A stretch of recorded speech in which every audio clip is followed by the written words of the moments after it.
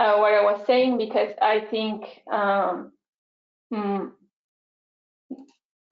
I was silenced, so you couldn't hear me. So we welcome you once again, and thank you for attending this Conda talk, which is the second seminar in our water testing series. My name is Aletia Cruz, and I'm a product manager for microbiology at Conda. For those who are joining us for the first time, Conda Lab Talks are a webinar series that we prepare bi-monthly on topics of interest with microbiological importance. So, as you know, today we will review one of the key indicators in quality assurance in water for consumption and also for recreation, which is, of course, Enterococcus. As you might have also noticed, this platform has a question box, so you can send us any questions or doubt, and we will take a few minutes at the end of the presentation to answer them. So we will begin with the bacteria and the disease that this can cause, then review the reference method, which is ISO 7899-2, 2001, followed by an alternative method to end with an overview of the importance of Enterococcus, and finally the session of Q&A. So let's begin with the first part, that is the bacteria and the disease. Enterococci are gram-positive, non-spore-forming bacteria with a spherical or ovoid shape, and they can exist individually or in pairs, chains, or even groups. They are facultative anaerobes, usually with homofermentative metabolism. That is to say that they only produce lactic acid as a result of the carbohydrate fermentation. It grows between 10 degrees Celsius and 45 degrees Celsius with an optimum temperature for most species between 35 to 37 degrees Celsius. The genus Enterococcus has to date 58 described species, and only 2 of these have been reported with motility, which are Enterococcus gallinarum and Enterococcus flavescens. This family, Enterococcaceae, was proposed for the first time 11 years ago, and it was based on the similarity of genes from the 16S ribosomal RNA, or commonly known as 16S rRNA, and originally comprised Enterococcus, Phagococcus, Tetragenococcus, and Melissococcus. There is no doubt that an important key to their wide distribution in nature comes from being remarkably hardy organisms that are capable of withstanding a wide range of temperatures and pHs, as well as hypotonic and hypertonic conditions, and they are even resistant to desiccation. However, Enterococci are omnipresent in the gastrointestinal tract of people, most animals, and also insects, and they make up a small proportion of the microflora. In addition, these bacteria are usually recovered from beach sands, also in fresh and marine water sediments, soil, and practically everywhere. Indeed, or more like therefore, many studies correlate increasing concentration of environmental Enterococci with gastrointestinal and dermatological diseases. And as a result, the Environmental Protection Agency, which is from the US, recommends the Enterococci as a fecal contamination indicator bacteria for marine and other types of waters. Here in Spain, there are also limits for the quality of bathing water, which we will review later. Although it is very important to remember that Enterococci also naturally fills ecological niches, regardless of any contamination from external sources. The clinical importance of this genus is directly related to its resistance to antibiotics, which contributes to the risk of colonization and infection. Very little is known about the mechanisms used by these bacteria to colonize the gastrointestinal tract in both healthy individuals and hospitalized patients. However, the exposure of hospitalized patients to antibiotics leads to significant changes in the intestinal microbiota, which then facilitate this colonization by antimicrobial resistant enterococci. The most clinically important species are E. fecalis and E. faecium. Although the resistance characteristics of these two species differ in very important ways, they can generally be categorized as intrinsic, acquired, and tolerance resistance.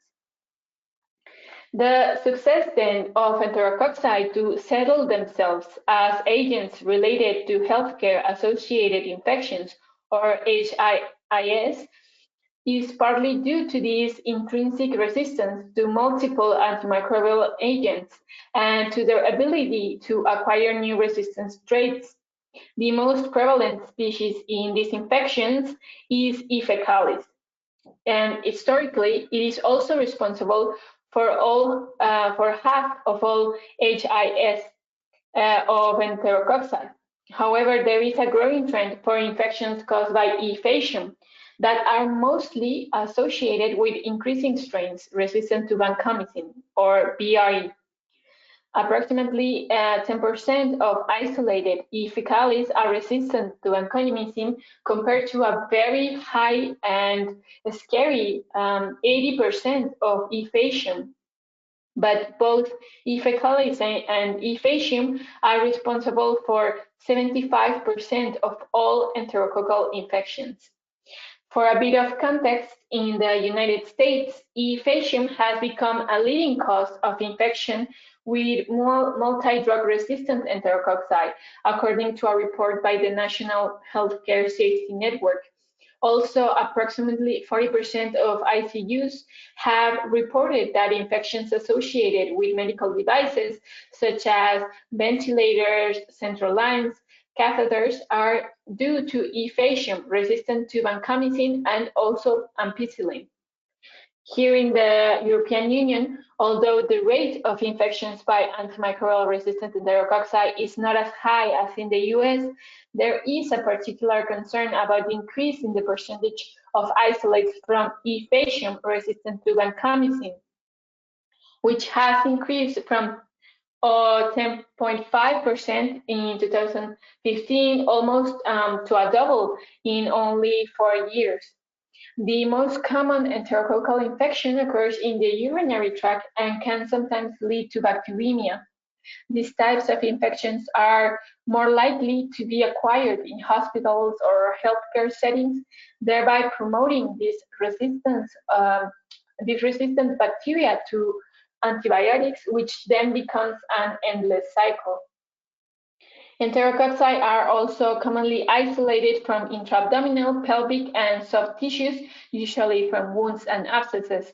And this is where the infections that these bacteria can cause are various, and therefore other microorganisms are often isolated from the same source. Therefore, it is not clear whether the manifestations of infection are the result of enterococci or whether they are only opportunistic organisms and play a minor role in the infection. However, the most common manifestations of infection with enterococci can cause serious and often life-threatening diseases such as endocarditis and bacteremia. The mortality rate of the latter can reach almost 50%, and in a large retrospective review of bloodstream infections reported that enterococci are the only gram-positive pathogen associated with a high risk of death. On the other hand, endocarditis is the most worrisome infection since it involves the formation of a biofilm in the heart valves. So the most serious problem is selecting an effective therapy for these multi-resistant bacteria. And as we mentioned a moment ago, this rapid and steady increase in the percentage of E. faecium resistant to vancomycin is a real concern in the European Union. According to the latest ECDC annual epidemiological report, it is estimated that the number of infections and deaths attributed to vancomycin-resistant enterococci has doubled in just 5 years. Trends have increased significantly individually in each country, so it is very urgent and obvious need for closer monitoring to better understand this epidemiology, the clonal diversity, risk factors associated with BRE, and the substantial increase in these notifications. In this image, we can observe the percentages of isolated BR by country in 2019, and we can appreciate notifications of high levels in countries both in the south, east, and north. That is, it is a generalized situation. Next, we will review in detail the reference method for the analysis of Enterococcus in waters by the membrane filtration method, which is ISO 2899-2, 2001. So to begin with, it is very interesting to mention that most enterococci are oxidase and catalase negative. They are tolerant to high salinity. They can hydrolyze esculin in the presence of bile salts and can grow in the presence of sodium azide. So with this in mind, we have our sample that must be kept at an ambient temperature if the analysis is carried out before 6 hours have elapsed from the collection of the sample. In cases where it is not possible to perform the analysis within this time, the samples can be kept at 5 degrees Celsius, but only for a maximum of 24 hours before being analyzed. If necessary, depending on the nature of the sample, dilutions can be prepared according to ISO 8199. So the first thing is to filter by the membrane filtration technique, which we can also find in this ISO 8199. This membrane will help us retain the microorganisms present in the sample and then place the filter on the slanted sparkly plate at 36 degrees Celsius for 44 hours. This medium is highly selective since sodium azide inhibits the growth of most gram-negatives, and gram-positives are resistant to this substance, as we mentioned before. And also, on the other hand, the reading of the plate is very easy because the enterococci are able to reduce the tetrasodium chloride, and by doing this, they produce an insoluble reddish precipitate. That is what makes the colonies have this striking reddish or even brown color, as we can see here on the image on the right. The following is to transfer this membrane with the colonies, taking great care not to reverse them, to a plate of agar bile esculin azide, which has been previously preheated to 44 degrees Celsius, and read the plate immediately. The typical colonies, as we can see here in this plate on the bottom, on the right bottom, are shown in the surrounding medium, a brown to a black color that blends in between, and these are counted as intestinal enterococci. In this medium, again, both sodium azide that inhibits gram-negatives and bile that inhibits gram-positives that are not enterococci do not allow the growth of the accompanying flora, which makes it very selective for enterococci that obviously can grow without any problem.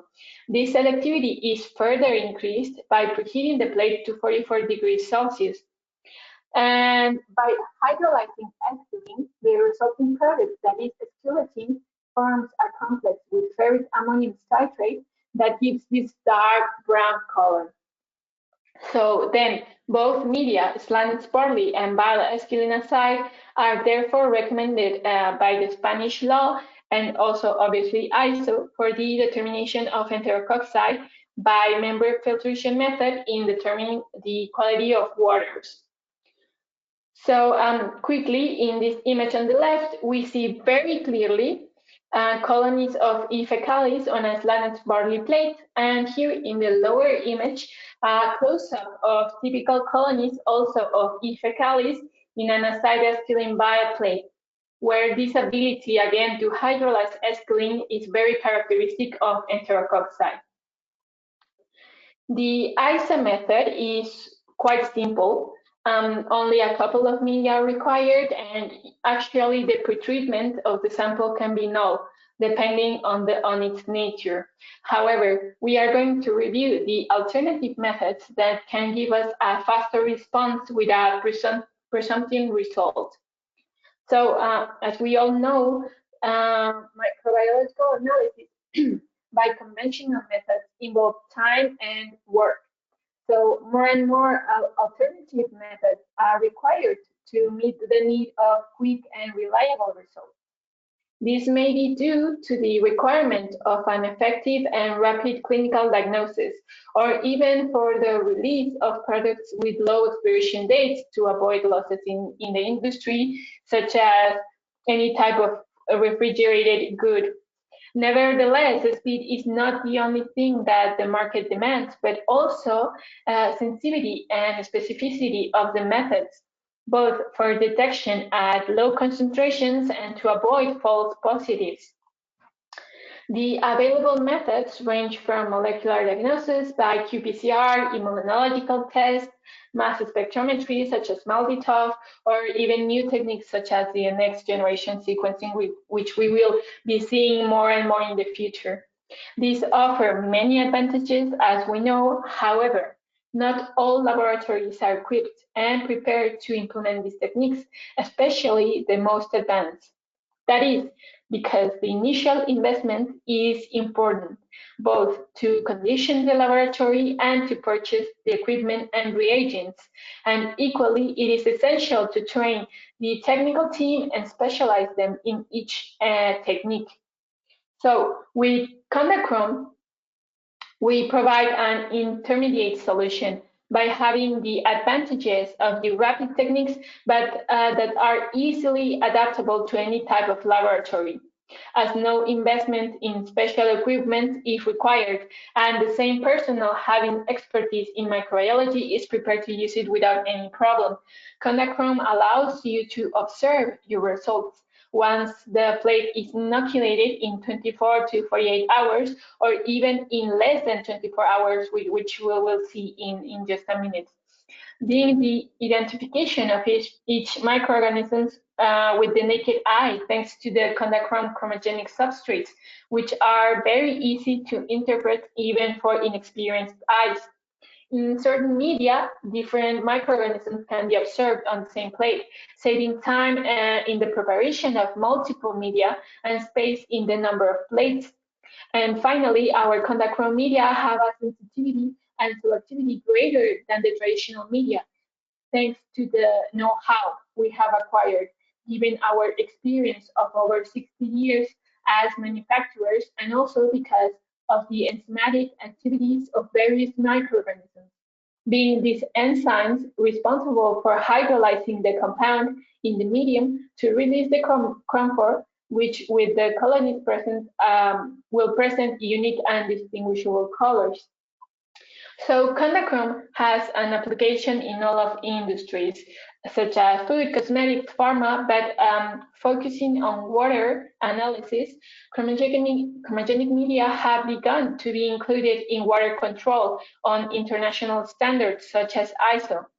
And specifically for Enterococci, one of our products simplifies even further the protocol, which we will now review. So here on the bottom left, we have our Condachrome MIE for the detection and enumeration of Enterococcus with the membrane filtration method. In just one step, we can identify Enterococcus in our sample, which grows as blue colonies. It is desired, if it is desired to add tetrasoline chloride, then the colonies will be red, such as in the slanted barley. And due to the selectivity of the medium, the gram-negative and other Enterococci gram-positive will be inhibited. In the ISO method, as we have reviewed, two media are used. Here, the membrane is placed on the plate and incubated at 41 degrees Celsius. The temperature, again, gives us more selectivity for 18 to 24 hours.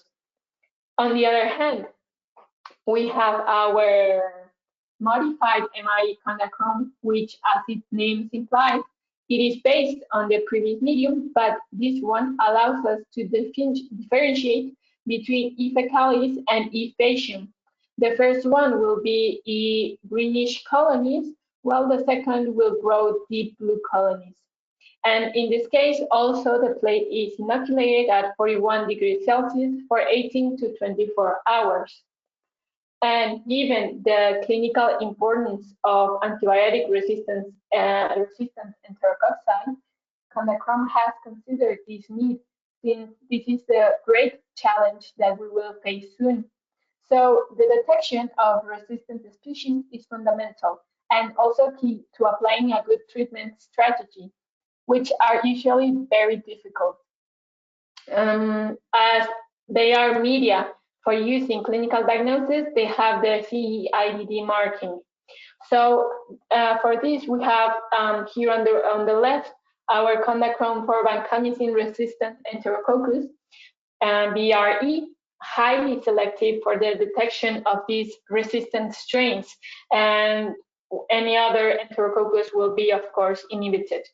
Simply, you have to inoculate the plate and incubate at 35 degrees Celsius for 18 to 24 hours. Colonies of BRE will grow greenish in color. And also, as an honorable mention, we have our Kondachrome UTIC here on the right for detecting agents that cause urinary tract infections. Because as we mentioned at the beginning, the most common enterococcal infection occurs in the urinary tract. In the same medium, it is possible to identify Enterobacter and Klebsiella that will grow in a dark blue. Enterococcus will grow in a lighter blue color. E. coli would grow pink, Salmonella and Pseudomonas amber, and produce in a light brown color. So this medium replaces the traditional method where 3 selective media were used to identify the infection, that were the Cled, McConkey, and blood agars. In other words, the method is simplified considerably. The procedure, starting from the urine sample, is simply streaking directly onto the plate and incubate at 35 degrees Celsius for 18 to 24 hours. We are almost at the end of this webinar, so we will now talk briefly about the general panorama of Enterococcus in water analysis and also the emerging resistance to antibiotics. In 2016, together the universities of Granada and Buenos Aires carried out an analysis to evaluate these BRE strains, the vancomycin resistant Enterococci strains, isolated in hospital effluents and also from urban wastewater. They found BRE in 30% of the hospital effluent samples and in a very high and striking 75% of the urban wastewater samples. When further identifying this BR, they discovered that the most species belong to the E. facium strain, as we can see in this graph, and to a lesser extent E. fecalis, which was mainly isolated in urban wastewater. But what is even more worrying is that a quarter of these BRE strains, meaning 25%, of the strains from the hospital effluent that were found were resistant to the 6 antibiotics analyzed in this study, which were the vancomycin, ampicillin, erythromycin, teicoplanin, gentamicin, and tetracycline. In contrast to a 4% in the urban wastewater. So we have found multi-resistant strains in our hospital effluents and also in our urban wastewater. In other studies in the US and Portugal have also found very similar results. However, the BRE prevalence was higher in hospital effluents than in urban wastewater. It doesn't matter whether it was found more in one effluent or the other. but we can effectively say that the hospital effluent constitutes an important source of resistant enterococci, even resistant to multiple antibiotics. And given that one of the abilities of these bacteria is the formation of biofilms, water treatments will have to be modified to combat this increasingly present resistance. This issue should be taken very seriously as the risk to health and the environment has already contributed to the spread of this resistance. And as we mentioned in our newsletter on COVID and wastewater, the presence and detection of this indicator in environmental samples would be a massive environmental monitoring tool, not as a diagnostic test with clinical samples, but that environmental samples can provide us information on the health of the population, in this case, on the resistance in a population, becoming the relevance of water and environmental control even greater. And as we have mentioned in the presentation, in Condalab, we have available all the products according to ISO 7899-2 for the detection and counting of enterococci, both in a dehydrated format and also in ready-to-use plates, as well as the Condachrome products to give you a fast and reliable response. So with this slide, we conclude the webinar just in time, and we will move quickly to the questions that you have been sending to us. So let's see what we have.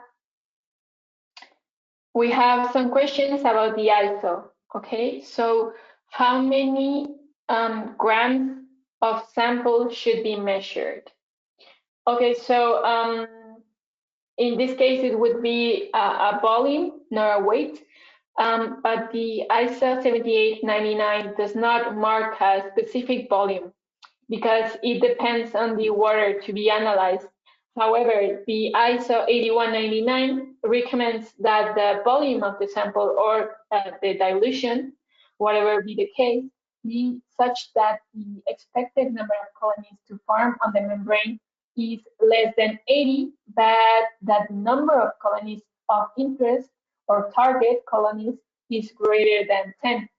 So this will depend mainly on the size of the colonies, their nature, that is how much they tend to spread, and the presence of accompanying flora. This ISO 8199 gives us a guide that based on a 90 millimeter plate, where there would be a maximum of 300 colonies, 47 millimeter membrane filter, we give a maximum of 80 colonies, both target and also the accompanying flora. So it depends on the nature of the sample.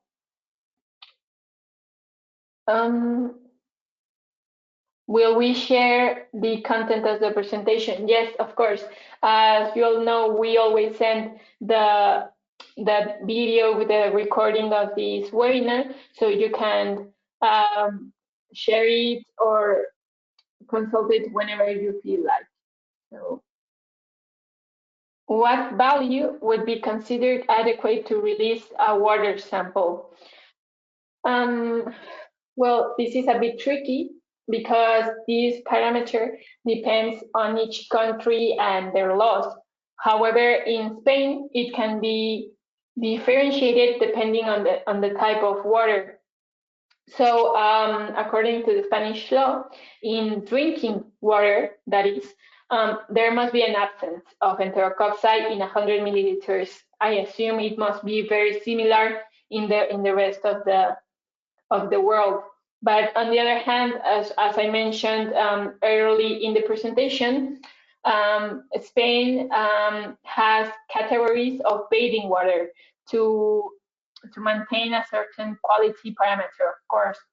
And in some waters, that is, swimming pools are surely excluded due to the treatment used for their maintenance.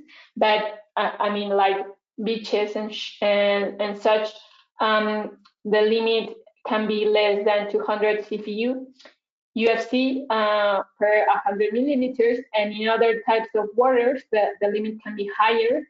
I believe they are around 300 UFC per 100 milliliters. So it depends mainly on your country's laws. I have another one here.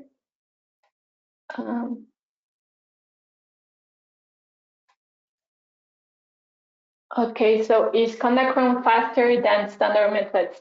Yes, as we've reviewed in the ISO, let me go back to the slide. As we've reviewed in the ISO method, you would have to use 2 media in order to do the ISO procedure, and each media must be incubated for quite a bit. So for the first time, it's 44 hours for the planet barley. So you have 2 days practically, and then the acide, the bioesculin acide plate can be read immediately, but we can say 2 days. 2 days are needed for the ISO method. However, with the Conacron, in practically less than a day, in 18 hours, you can have your result. So yes, Conacron is faster than the standard method in this case. Thank you for your question. So, talking about alternative methods, what are other methods for warrant testing? So, at the moment, the most effective methods that can be applied are chromogenic media, which we have reviewed because they are being included in the ISO methods. For example, we have the CCA for E. coli and coliforms according to ISO 9308. There are really no other methods, mainly because water disinfection treatments can have an effect on the viability of microorganisms, and due to the application of molecular techniques that would produce multiple copies of their genes, the concentration of microorganisms would be overestimated, easily overestimated.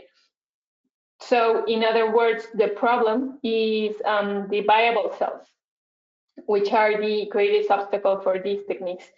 And in any alternative biomolecular techniques available, and possible developments would require a further refinement to standardize them, and that they be applicable to a very wide variety of matrices that we have in water analysis. Okay, so we have a couple more questions, but we have reached our limit time. Don't worry, we will answer these via email and in these coming days. So we hope this webinar has been interesting for you. If you require a certification of participation, you can request it through this email, or any other doubt you may have in the coming future. We want to thank you again for joining us in this Candalab talk, and all those who have attended any other one during the year. We also want to invite you to answer a short survey at the end of this webinar in order to improve these presentations and make them really useful for your day-to-day. The next year, we will also continue with these Candalab talks. As usual, we will send the registration invitations, and also we will post information in our LinkedIn and newsletter. So do not forget to follow us and subscribe. And finally, from all of us at Candalab, we would like to take the opportunity to wish you a very happy holidays and an excellent start to the year. So until next time.